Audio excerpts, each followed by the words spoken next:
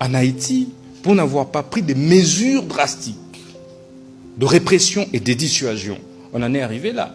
C'est maintenant des forces de sécurité de l'étranger qui viennent pour pouvoir assurer la sécurité en pleine capitale d'Haïti.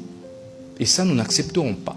Nous n'allons pas accepter un seul instant que des règles de l'étranger, de l'extérieur, soient transposées chez nous sans, en réalité, tenir compte des us et coutumes, des réalités congolaises. Donc pour moi, je ne pense pas que l'on puisse parler d'avancée ou de recul. Il s'agit d'une mesure que le gouvernement avait prise pour pouvoir sécuriser, renforcer les mécanismes de sécurisation de notre... On ne supprime pas, on n'abolit pas la peine de mort pour faire plaisir aux ONG des droits de l'homme. Mais c'est plutôt pour répondre aux impératifs de sécurité du pays. Le rôle de l'État, c'est de pouvoir garantir le minimum de sécurité possible à ses citoyens. Mais c'est cela la théorie des Léviathans, de Thomas Hobbes. Le peuple accepte de concéder sa souveraineté. Et l'obligation faite pour le souverain est de pouvoir assurer sa protection. C'est cela notre rôle.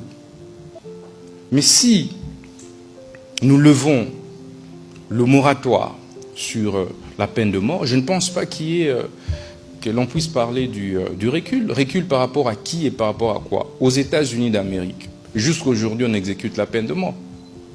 Dans plusieurs États fédérés des États-Unis. Est-ce pour autant qu'il n'y a pas de droit de l'homme aux États-Unis? C'est la première puissance mondiale.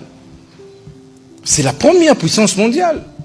C'est le premier pays de l'Occident. Mais pourquoi, quand il s'agit de la RDC, l'on doit chercher des problèmes? Pour rien. Nous devons nous assumer en tant que peuple, régler les problèmes de nos compatriotes, suivant nos réalités. Le phénomène Koulouna, c'est un phénomène réel.